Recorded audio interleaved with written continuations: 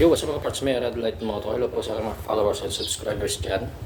Kaya pag-usapan natin, ano ba yung sanhi kapag taas-baba yung minor ng ating mga motor. So ayan, marami pong sanhi kung bakit taas-baba yung ating idle ng ating motor. Ano? So maliban sa pagtutulo ng carburetor, meron pa pong technical na mas sanhi kung bakit taas-baba yung RPM ng motor natin. So ayan, unahin muna natin.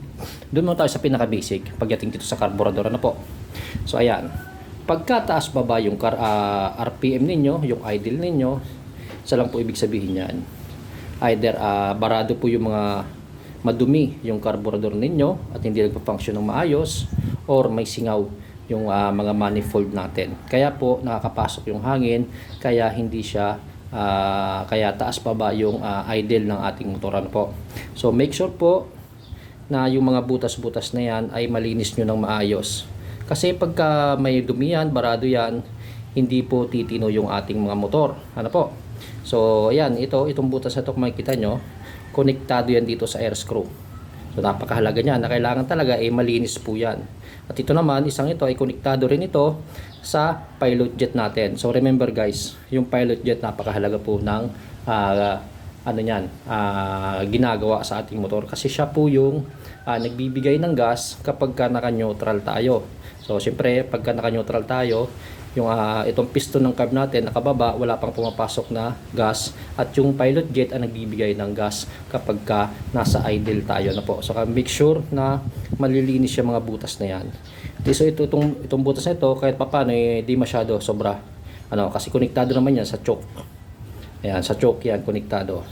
Kaya make sure na yung mga carb ninyo ay malinis talaga. And then of course, syempre pagka taas baba yung RPM ninyo, idle ninyo, mag-adjust kayo sa pilot jet.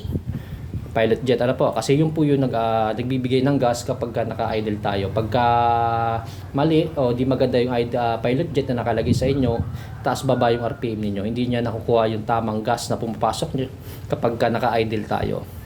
And then make sure, ayun nga po, yung sa manifold natin. Pangalawa, yung sa manifold natin, make sure natin na wala siyang sungaw talaga, yung kaya pinagkakapitan ng carb, make sure na wala siyang mga sungaw. Kasi pag may sungaw po yan, humihigop ng hangin, hindi po talaga titino yan. Ayan. So punta naman tayo doon sa technical. So ano ba yung technical? Yung pinaka main problem pagka taas baba yung ating RPM or idle. So dito tayo sa loob ng ating makina. Ayan medyo pagka taas baba yung idle ng motor niyo at nagawa nyo na lahat, nalinis nyo na yung mga carburetor niyo, wala naman sungaw yung mga manifold niyo, at okay naman yung kuryente ng motor niyo, pwedeng may problema po kayo sa loob ng makina, which is yung sungaw yung balbula ninyo. So kailan po ba kayo nagpa-refresh ng mga motor ninyo? Pagka matagal na po yung motor ninyo na hindi nare-refresh, kahit papaano po nagkakaroon po yan ng mga carbon buildup sa loob. And then kumakalang yan sa mga balbula natin. Ngayon, pagka hindi masyadong nakalapat yung balbula natin, sungaw po yan. Kahit anong gawin yung tono, kahit anong gawin yung pagpalit ng jettings ng carburetor ninyo, pagka sungaw po yung balbula nyo, ay hindi po titino yung mga motor natin. So tandaan nyo yan. So kailangan din mahalaga po yung refresh. Hindi, huwag kayong maniwala na stock is good, na hanggat hindi pa nabubuksan makina maganda. Hindi po. Kasi matakot kayo pagka sobrang tagal na ng motor, hindi pa nare-refresh, marami ng carbon build-up niya sa loob. So mas maganda pa rin re-refresh yung motor at make sure na wala talaga siyang lapat yung mga balbula natin. Kasi pagka hindi po nakalapat yan, sigurado po hindi po titino yung motor ninyo at taas baba yung RPM ninyo. Ayan mga para, So sana malinaw yan. So maliban sa carburetor, sa mga sungaw sa manifold, and then sa kurente ng motor ninyo, yung sa loob po ng makina nyo, pwede rin pong maging dahilan yan pagka taas baba yung RPM ng motor nyo. Ay mga para, sana malinaw yan. Sana i-share na naman tayo konting ideya sa mga nahihirapan at sa mga taas baba yung RPM nila na hindi nila alam kung anong gagawin, kasi nga nagawa na nila lahat. Carburetor, paglinis ng carburetor, wala namang sungaw, okay naman yung kuryente. Ayan po, pwede pong sa balbulan ninyo, sungaw po siya, kaya hindi nyo po matutulong maayos talaga yan.